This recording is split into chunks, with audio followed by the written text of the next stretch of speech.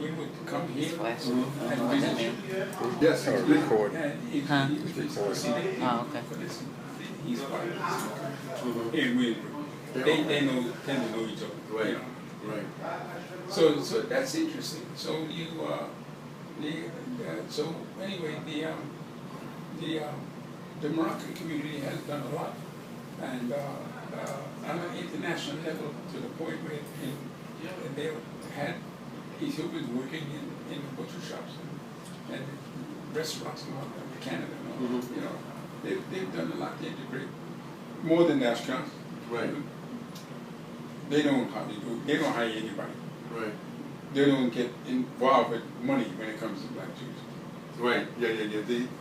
But the money is a different thing. There's no real movement or real interest that I've seen in the development of Judaism in sub-Saharan Africa, which I think is extremely unfortunate. Uganda. Oh yes. Still very much in touch with Uganda and Rabbi Gershom. Whenever Gershom comes in the Midwest, he stays with us, and he still is in touch with Diane Tobin and Nicola Schoen. She's doing all right. Thank God she's doing okay. She had a couple of health challenges, but she's doing much better.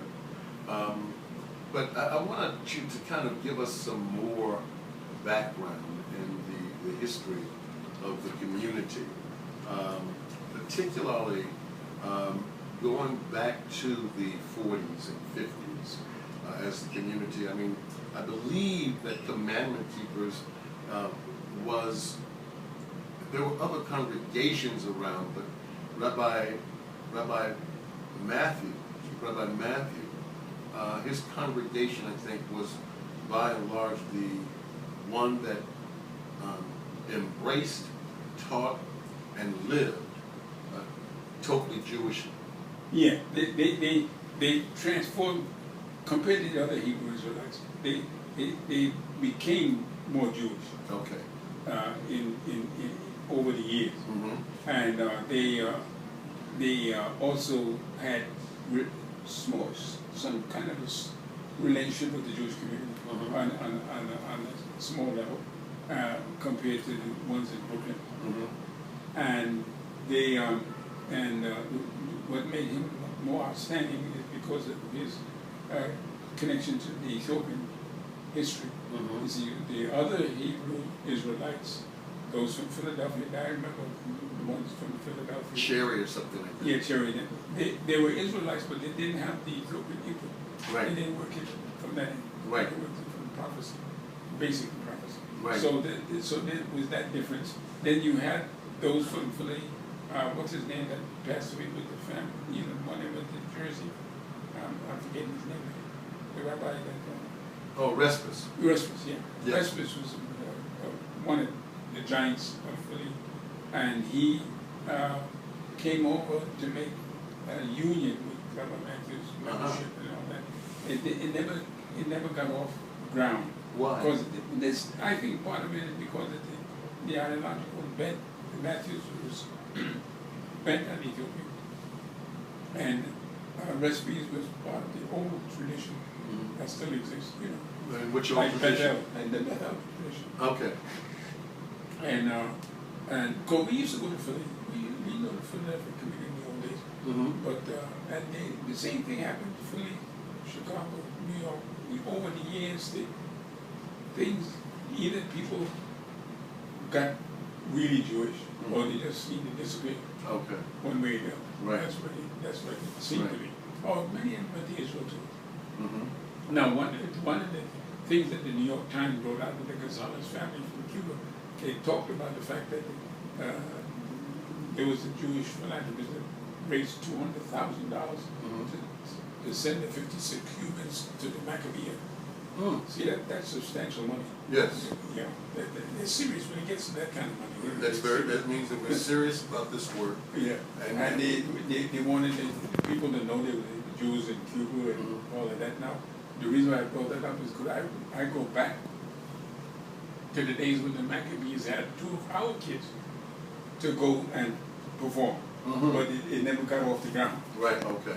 You know, in the same way, Right. never got off the ground. Right. And the most they could do is get somebody to do some converting in order to satisfy the Jewishness of the youth. Right. One was the Poinset's son, Shemuel, and the other one was Granderson's son. Okay. They both were performers in the Maccabiah Games in the old days, in the 50s. In the 50s. Yeah. So so I didn't know that the Rabbi Poinset's son was that old. So how old is Shmuel? Well, Shmuel is, definitely should be in the 40s and all that. Okay. In his 40s? Yeah. Okay. They must be. Okay. So now, Rabbi, let's go deal with your education a little bit. Oh, okay. Please give us your educational background so we will have it for the record. Right. Okay. Well, to make it easy. I came when I came to America. I settled in Harlem, and the community in Harlem was the community I settled with was basically Caribbean. And I, as everybody else, we all went to school. Went to 139 was in walking distance of where I lived. I went for 6 years. I went to elementary school, which was 2 blocks away, and then I went to the junior high school, and then graduated and then went to the Bronx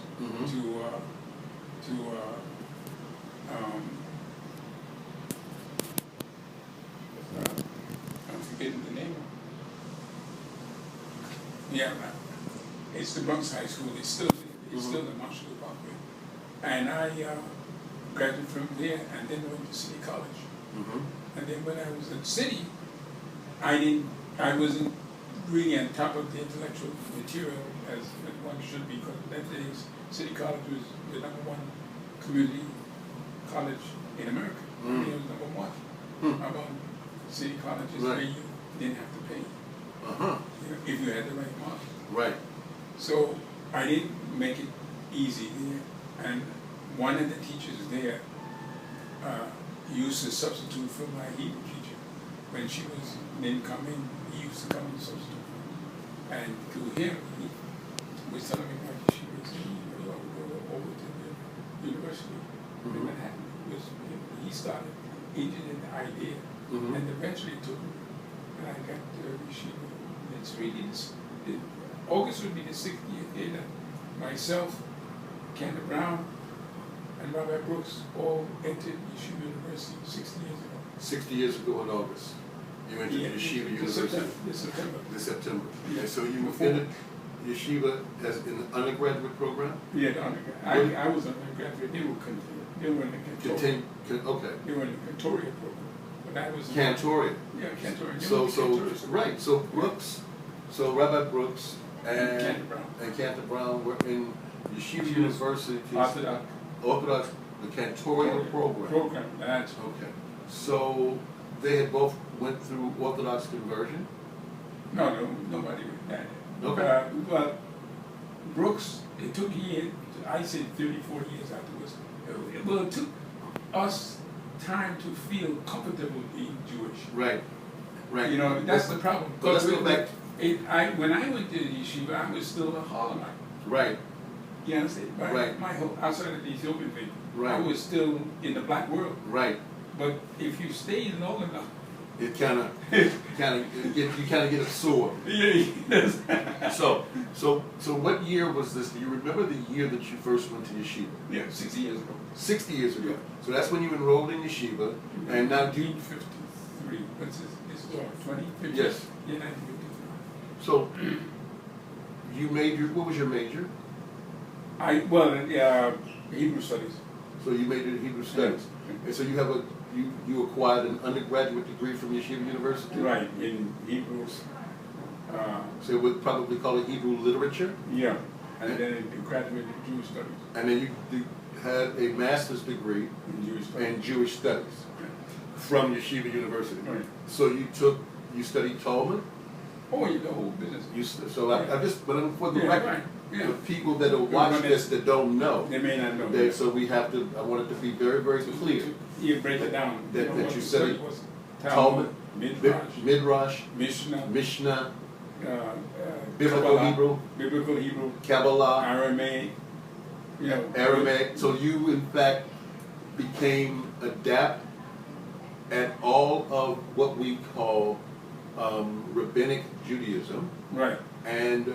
But when you finished at yeshiva with your masters, you were not in the rabbinic program. No, well, nobody. The Jews didn't make the minor yet. The Ashkenazis still haven't made the minor bachelor. Right. It's just far more that made the difference. They haven't ordained. The only Ashkenazi. Because I worked at the Jewish Theological Seminary also.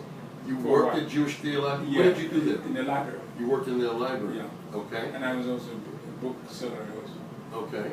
For a short while.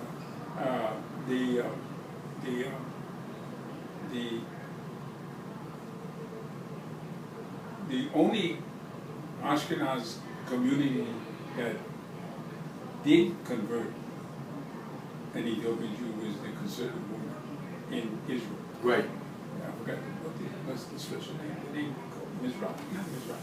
That's it. Mizkar. Oh yeah. No. The conservative movement. I know. Yeah. I'll know. I'll put it in there. I'll come up with it.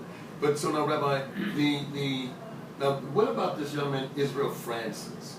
There was African American, or maybe he's from the Caribbean. He came up under. Yeah, his parents were from the Caribbean. Okay. And he told everybody that he was a Sephardic Yes. from the Caribbean.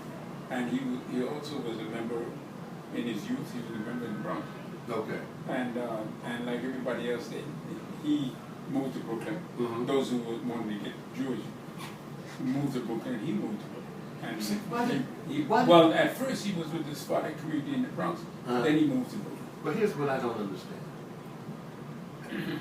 Why does getting with the community mean leaving a different space? In other words, why isn't there the synthesis of your Africanness, or his Africanness, and their Jewishness?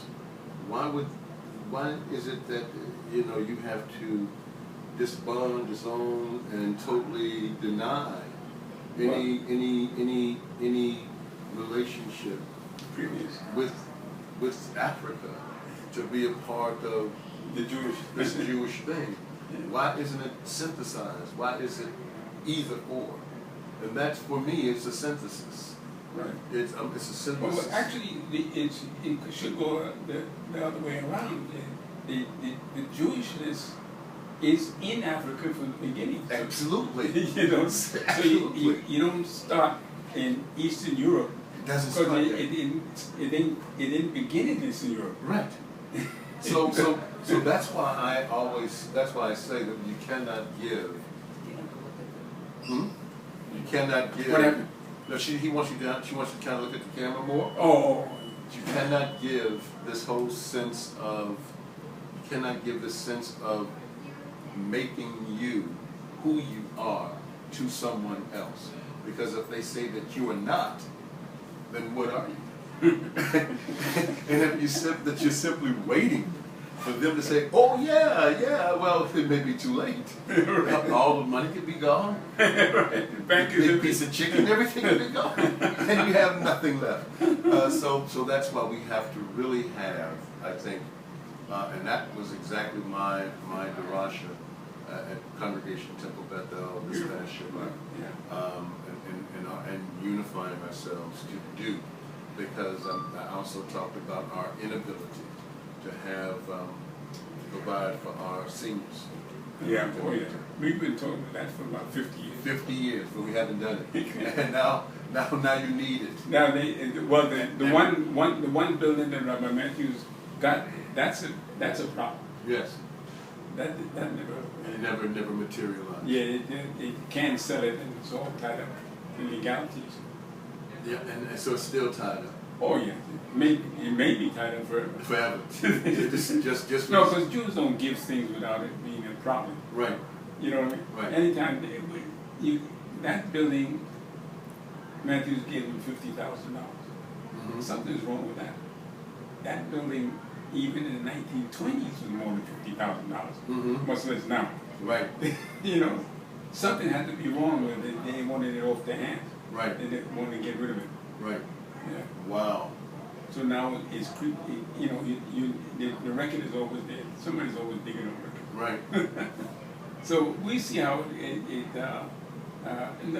I think the sister told you, that's what you told me, that you wouldn't have spoken at Newark, at the synagogue at Newark, or, you know, if you know what I told you. What I later learned, yeah. I would have just said no. I would not have ingratiated myself because I had no idea of the trickery that had gone on with that. That's one way to put it.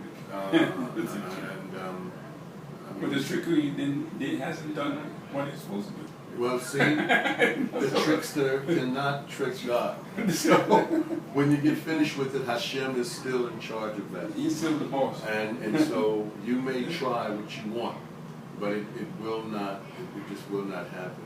So do you ever talk to Rabbi Matthew's grandson, Rabbi David Dorey? Well, I see. We have a good point. We've done funeral services for the membership of the old membership that I grew up with and knew, and he knows that I know them, his mother and everything.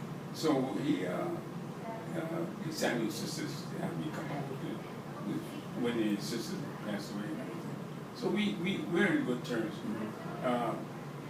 I don't think he's too happy with Rabbi Shlomo, or or with the others. I'm in the exception because I come out of a different world. So I don't have trouble with him, and I know how to walk the walk. Right. So I don't get in trouble. They're not gonna put me in a trap. Right. You know, that's why I was glad you told me that, because I started thinking. I said, the rabbi may have a point. And then what happened?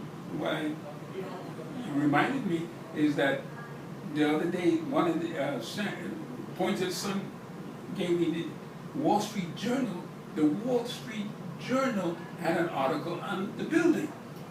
Now, if you get the Wall Street Journal and the building we're talking about was the flagship building for the Black Jewish community in the United States. Right. The building at 1 West 123rd Street, right, which was our headquarters. It was the house that Chief Rabbi Whitworth A. Matthews built. It was a world famous building. Its pictures and its worship services. It's so famous services. that on the subway maps of New York they have the Ethiopian temple. Ethiopian temple on the subway maps, and now it's gone. Now it doesn't exist. It doesn't exist anymore. And I think that I do agree with Rabbi Shlomo that did hurt. If in fact they did want to do what they did, they could have said, we're going to be out. Does anybody else in the community want to come in and buy? Okay. But then you see, one of the things Rabbi Shlomo said, which is true because it's logical, because of my background where I came from, he said to the small group, he said, Rabbi should really be the inheritor of this, inherit the seat. Not to own the building, but inherit the seat. But that wouldn't go with the grandchildren of Rabbi Matthews. Okay. I mean, they may love me because their mother was my teacher, but if I step over, I know where to step. That building is grandson's building. Right. And he tells people, he says, does the Pope sell the Vatican? Pope can't sell the Vatican. And you can't sell this. He's serious. Now, if you want a lot of hate, you could create some hate for yourself. Right. If you go against the family, Right. So I know, I well, people. All I can tell you is this: when I met him at, I think, Chief Rabbi Levy's funeral, I believe he was there. Dorey. He came there. In Queens. You told me. Wherever it was, Levi Ben Levy's. Well, I met him once at a funeral, somebody's funeral. It was a funeral that I met him at, and I don't remember whose funeral it was. I thought it was Chief Rabbi Levy's funeral. But when I met him, and he gave me his number, I gave him my number. When I called him and started talking to him, and I mentioned something about Rabbi Yohanan. And at the time, Rabbi Yohanan was at Commandment Keepers. And so he said if I was Rabbi Yohanan's friend, there would be no way that I could be his friend. And I asked him why. He said, well, it's because that's your friend with him. And I said, that makes no sense to me. How can you ever make peace if the people that associate with you can never associate or be associated with people that you're not speaking to? That just didn't make sense. And I said, okay, thank you, and that was it. Yeah. So I really haven't spoken or attempted to speak to him again. Yeah, well, I knew that if you want to get in the blacklist, you start talking about you want to be Rabbi of Commandment Keepers, and you're in trouble, man. It's like an army or something. Okay. The Secret Service wouldn't be good enough. No, but they could not bring you in, huh? They would do and it's done we need to right the ship in the black Jewish community, just not only in the city of New York, but around the country. The ship isn't right. We do not, and we have not done the things that we ought to have done.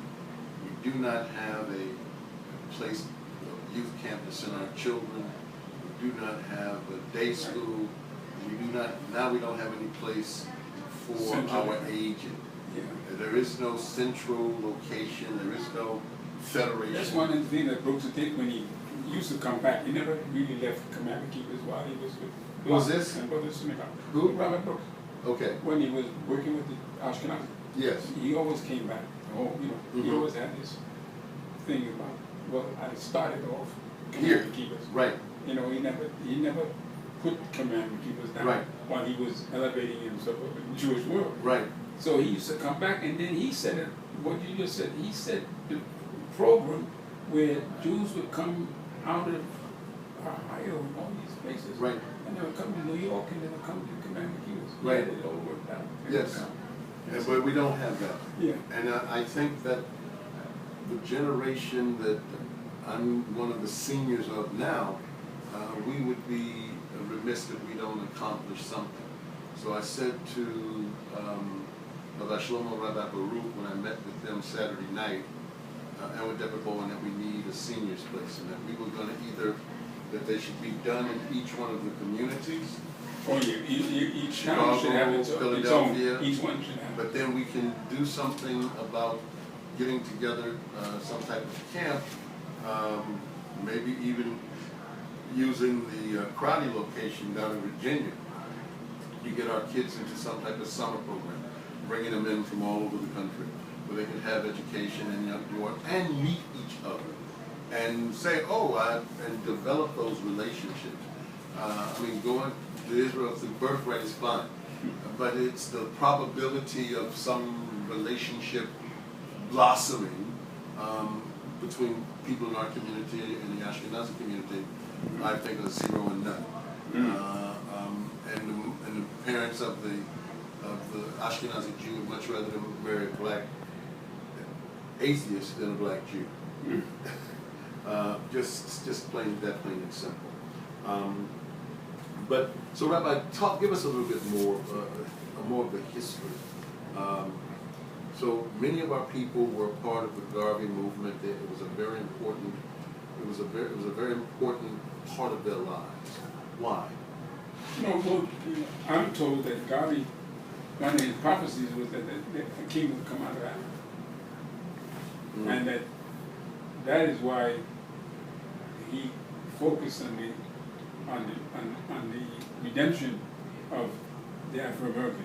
He said, Asia is for the Asians and Europe for the Europeans, Africa for the Africans.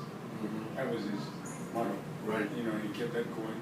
And that's it. Well, as he kept that going, you had Dr. Du Bois going the other way with integration. So that you got the community divided between the two. Right. The division never really evacuated. The division went on and on and on to the point that Garvey was in many ways justified in his prophecy that Africa is for the African. Du Bois thought that education would make the European different. If he understood our history, that he would would do away with the apartheid system that they call Jim Crow. You know what I mean? Right. But that never really happened, and it still didn't happen. It still isn't gone. Right. It still got this hang up. White people still got this hang up. So anyway, while the focus was on integrating in America, there were those who said, no, we're going to go back to Africa, because even if you're integrated in America, it doesn't stop you from being what you are. Right. You know? So, and there was a lot of people in the Hebrew community, like as in the black world in the early part of the last century, who were not Africanists. They sort of rejected their historical background because of the whole racism. Right. Right. So Garvey wasn't liked by everybody, but he was like the mass of black people understood that he was talking the truth. That we're African, we can't get it right. Right. Regardless of how the Africans act. Right. You know. So his dream, in a sense, maintained itself. What gave it body was that Haile Selassie was ordained in 1930. I mean, he was inaugurated as king of Ethiopia, king of kings, who came from the line of Judah. Right. That solidified the whole thing in the minds of black people who was thinking about Africa being the home of the African and the home of the world. Yes. And that galvanized the Ethiopian, the Africans Afro-Americans who gave to Ethiopia at the time. So Garvey did his thing when he was here. He did his thing. One of the stories that I like to tell is that Garvey's wife was Amy Jacks. And well, you know it now because you have experience with the Africans. The Africans are problematic. I put it that way. But because, and it's not that the Nigerians any different than Ethiopians. They're all the same. I mean, when it comes to dealing with Afro-Americans, it's the same thing, same hang-up. So Garvey, instead of the Nigerian taking this idol, the icon of the black world, and lifting him up, and his wife making his home in Nigeria, she has to come back to Jamaica. Really? She came back to die in Jamaica. Wow. You know, the Africans never took her or him in the real sense of the word. Right. Never did. And she, because of the years they grew up, the Bastions and the Parises and Rabbi Ford, the years they put in with Garvey, the